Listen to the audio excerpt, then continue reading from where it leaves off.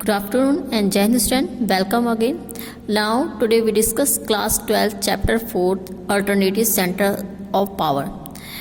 In this video we revise chapter by some main topic.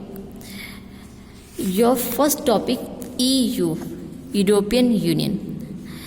As you know, the end of bipolarity, जब Soviet union का जब and हो गया था, जो बाइपोलैरिटीज़ को एंड होने के बाद टू न्यू ग्रुप्स उभर के आए थे जो मेन थे EU and ASEAN. After the end of bipolar structure of world politics in the early 1990s, the EU and ASEAN have emerged as forces to reckon with. The economic rise of China has made a dramatic impact on world politics. जैसे मैंने अभी starting में आपको बताया कि जब bipolarity का and means जब USSR का एंड हो गया था रशियन ग्रुप का, उसके बाद दो न्यू ग्रुप उभर के आए थे, एक EU एंड आसियान. और उसी टाइम में सडनली जो चाइना था, चाइना का जो इकोनॉमिक थी वो उसने काफ़ी पूरी वर्ल्ड पॉलिटिक्स को काफ़ी इम्पैक्ट करा था, काफ़ी प्रभाव डाला था. सडनली इतनी जल्दी उभरना और इतना डेवलप कर लेना एक अलग बात थी. नाउ यूरोपियन यूनियन जो था, इसमें अब करंटली 28 मेंबर्स कंट्रीज़ हैं, 28 मेंबर्स हैं. आपकी NCERT की बुक में देखिए एक यूनियन मैप दिया हुआ है, उसमें 28 कंट्रीज़ जो है उनके बारे में बताया गया है, कौन कौन सी 28 कंट्रीज़ हैं. आपसे क्वेश्चन भी आ सकता है 1 वर्ड 2 वर्ड में कि क्या ये कंट्री जैसे जर्मनी आ गया या पोलैंड, जर्मनी आ गया, पोलैंड आ गया, बेल्जियम, या EU के मेंबर्स हैं या नहीं है. इस तरह के क्वेश्चन भी आपसे आ सकते हैं. Next, in 1945, the European states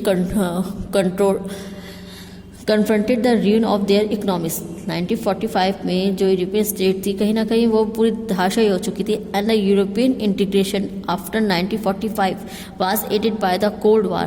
America extended massive financial help to reviving Europe economy under what was called the Marshall Plan. और जब वो धराशायी हुई तो उसको कहीं ना कहीं रिव्यू करने के लिए सब अमेरिका ने काफ़ी हेल्प करी, बहुत ही इकोनॉमिकली हेल्प करी, उनकी फाइनेंशियल हेल्प करी उनको, और इसको नेम दिया गया मार्शल प्लान का. Under the Marshall Plan, the Organization of European Economic Cooperation (OEEC) was established in 1948 to channel aid of the West European states. And the collapse of the Soviet bloc put Europe on a fast track and resulted in the establishment of the European Union in 1992. जब Soviet block का and हो गया था, कहीं ना कहीं जो ये इसका रिजल्ट क्या है, जो यूरोपियन यूनियन थी 1992 में, ये काफ़ी ज़्यादा डेवलप हो गई. And the foundation was thus laid for a common foreign and security policy, cooperation on justice and home affairs and the creation of a single currency. इसके मेन किस लिए लेड करी गई थी, कॉमन फॉरेन अफेयर्स थे, common foreign affairs पे एक साथ ये लोग राज्यों ने सिक्योरिटी पॉलिसी, कॉपरेशन, जस्टिस और होम अफेयर्स पे, और जितनी भी इसके मेंबर थे सब में सिंगल करेंसी लागू. The European union has involve over time from an economic union on an increasingly political one. The EU has started act more as a nation state. People in many countries are not more enthusiastic in giving the EU powers that were exercised by the government of their country. And the EU has economic, political and diplomatic and military influence. कहीं ना कहीं जो EU था, European union था, उसने बहुत पूरी तरह से वर्ल्ड को प्रभावित किया था, पॉलिटिक्स में भी, इकोनॉमिक्स में भी.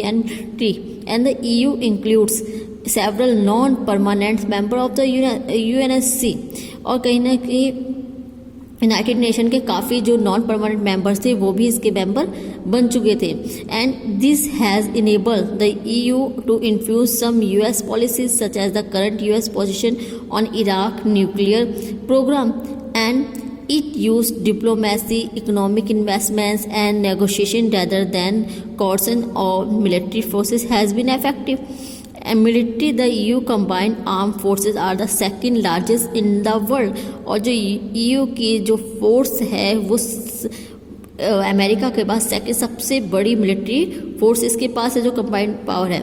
And as a super national organisation the EU is able to intervene the economic, political and social areas, and but in many areas its member states have their own foreign relation and defense policies that are often at odds with each other.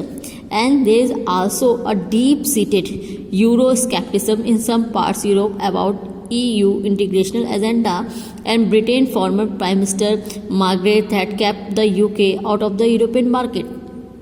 कहीं ना कहीं जो EU है इसकी आप मैंने जैसे बताया सेकंड लार्जेस्ट मिलिट्री में भी है, और जो इसकी इकोनॉमी है जो यहाँ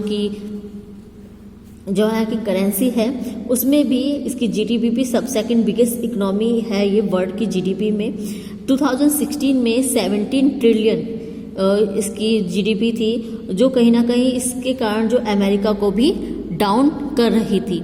एंड बट इसी रीज़न से जो ब्रिटेन के प्राइम मिनिस्टर है उन्होंने अपने यहाँ पे EU मार्केट को बैन कर रखा है.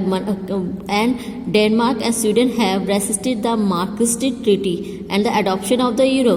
और साथ ही डेनमार्क और स्वीडन ने भी वहाँ ट्रीटी पे मार्क्सिस्ट ट्रीटी पे सिग्नेचर नहीं किए हैं और उन्होंने यूरो को भी अडेप्ट नहीं किया है. And this limit the ability of the EU act in matters of foreign relation and defense. Now thank you student. In next video we discuss about ASEAN.